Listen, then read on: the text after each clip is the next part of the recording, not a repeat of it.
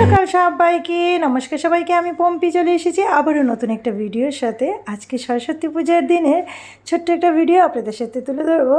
আশা করি ভালো লাগবে আমার আজকের এই ভিডিও। আর ভিডিও দিতে একটু দেরি হয়ে গেছে, একটু প্রবলেমের জন্য ভিডিওটা শেয়ার করতে পারিনি। তো ভাবলাম আজকে আপনাদের সাথে ভিডিও শেয়ার করি। তো সকাল থেকেই শুরু করে দিয়েছি। আজকে সকালে সরস্বতী পূজার দিন সকালবেলা আমরা স্নান করি কাঁচা হলুদ আর নিম পাতা গায়ে মাখিয়ে। তো তার জন্য নিয়েছি এক টুকরো কাঁচা হলুদ, আর সাথে কাঁচা নিম পাতা ছিল না, তাই শুকনো নিম পাতা নিয়ে একটু পাটাতে মিহি করে বেটে নেব। আর তারপর মিহি করে বেটে এর উপরে অল্প একটু কাঁচা সরষের তেল দিয়ে আমরা মাখিয়ে নিব গায়ে, তারপর স্নানটা করে নেব। আর আপনাদের মধ্যে কার কার মধ্যে এই নিয়মটা আছে নিশ্চয় জানাবেন।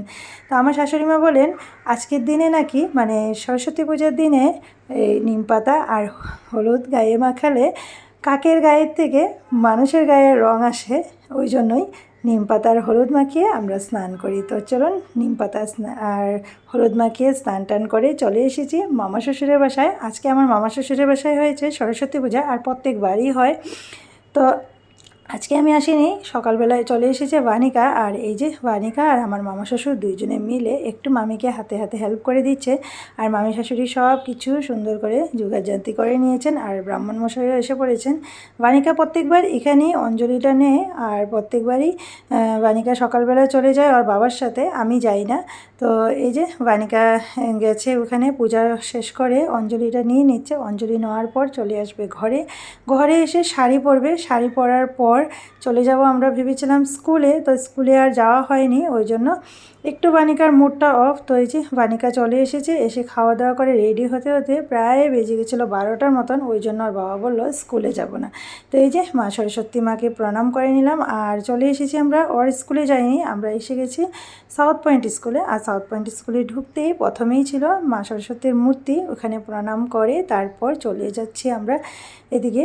আর আপনাদেরকে দেখাই এই সাউথ পয়েন্ট স্কুলে কি পরিমাণে ভিড় হয়। এই দেখুন চারিদিকে সবাই এই স্কুলে আসেন। আর এই স্কুলে আসার আরেকটা কারণ আছে, এখানে তো অনেক সুন্দর প্রসাদ দেওয়া হয়। আর সাথে এই যে চলুন আপনাদেরকে দেখাই, খুব সুন্দর করে এখানে এক্সিবিশন করা হয়। এই এক্সিবিশনগুলো দেখার জন্য অনেক দূর দূর থেকে লোক আসেন, আর অনেক ভিড় হয় স্কুলটাতে, খুবই ভালো লাগে। এক্সিবিশনগুলো হয়েছে ছোট ছোট বাচ্চারা যা আর্টগুলো করে, সেই আর্টগুলোই সুন্দর করে এখানে ফটো ফ্রেম করে সুন্দর করে তুলে ধরা হয়। প্রত্যেক বছরই এইভাবে করে সাজানো হয়, আর এটা দেখার জন্যই আমরা ঘুরে আসি। আর এই যে দেখুন বানিকাকে আপনাদেরকে দেখানো হয়নি, এই যে বানিকা নতুন একটা শাড়ি পরে রেডি হয়ে গেছে।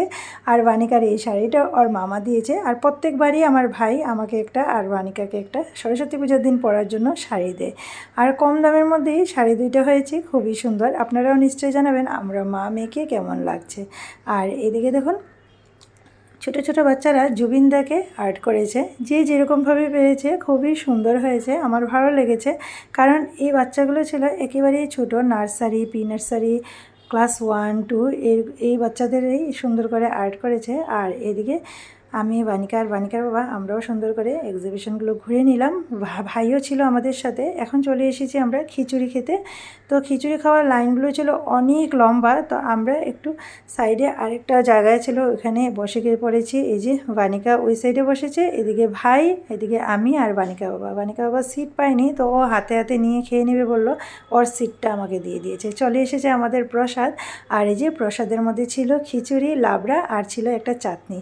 তো খুবই সুন্দর করে আজকের দিনটা আমরা কাটালাম। শেষে দুই ননদের সাথে বানিকা আমি মিলে অনেক ফটো তুললাম, তাই আপনাদের সাথে শেয়ার করলাম। কেমন লাগলো আজকের আমার এই ফুল ভিডিওটা নিশ্চয়ই কমেন্টে জানাবেন। ভালো লাগলে একটা লাইক করে আমার পাশে থাকবেন।